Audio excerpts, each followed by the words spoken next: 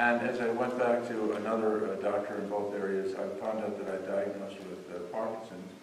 And at the end of that session, they said, "Oh, by the way, you got cancer too."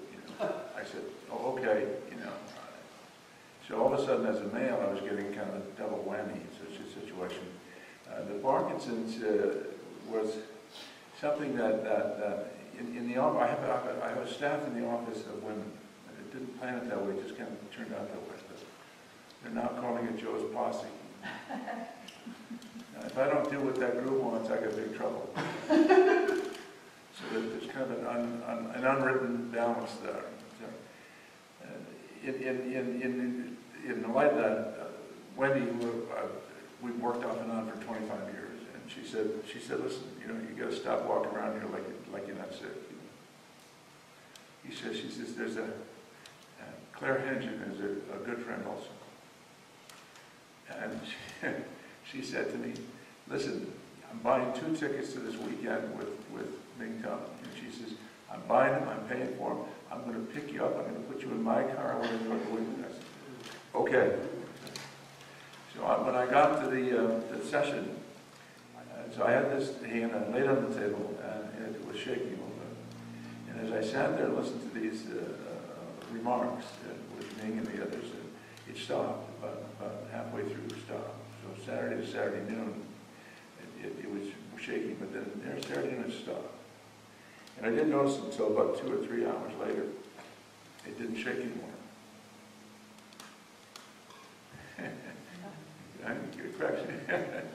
This is, excuse me, but this is the women's part of my office. So it didn't shake, and then it didn't shake on Saturday night, and it didn't shake on Sunday, and it didn't shake on Monday, and it didn't shake until Tuesday afternoon. Well, after that, I gotta really be the idiot I think I am by not taking and paying attention to that. So that's when last year I signed up for the retreat, catching myself, because Wendy said, "Well, you're going to the retreat, right?" I said, "Listen, it's 14 days." She says, "Don't start that with us. We're gonna come up with this. You're gonna go. This is it." I went, and it changed my life. Got me thinking differently. Got me feeling differently. I made some changes, and my cancer's down to 0. And they said when I took the test, they said it was very aggressive. It's aggressive cancer. You got to watch this. You got to be very careful with this, And that's enough to scare you to do a few things. So I was doing radiation, and I feel like Qigong had to be part of that. I mean, if I was that aggressive, and I did radiation, which is the weakest part of doing it, the end result was it's gone for the moment. Okay, call me 5 years down the road, but I'm very pleased at the fact that it's gone, for the moment. And I attribute part of that to the overall healing that comes from Qigong, not just the radiation at that point. So that set aside, I was spending more time on Parkinson's, and that's why I wanted to come to the retreat this year. And you were introduced to a neurologist who has a great reputation and is backed by a lot of the medical profession and so forth. I went to him. He's Chinese. I said, "Well, this would fit." Well, it didn't fit that well, so I'm about to let him go and I'll get another person that I want to talk to. But, he said, "What else are you doing?" And I said, "Qigong." That was the end of the conversation.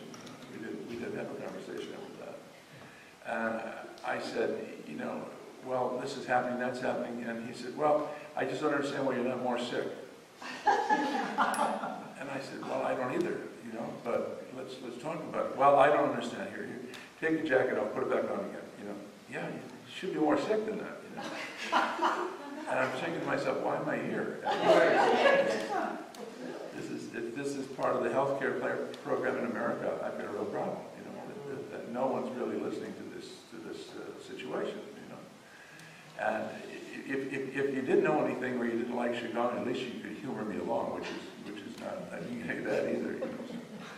So I've got him scheduled to be replaced by somebody else that I interviewed and my staff had interviewed.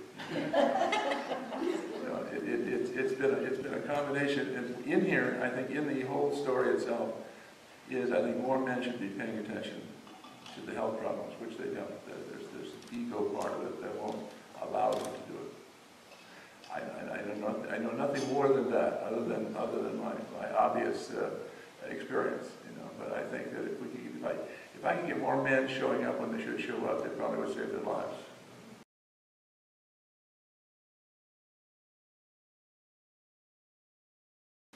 And I travel internationally, and that has it weighs you down, but it also puts you in an awkward position because you've got to look or perform a certain way. And it's very, very beneficial to me to find that I could function in that arena without worrying about it, and it all came from Qigong. So if I'm traveling internationally, no one that I know is picking up on the fact that I have Parkinson.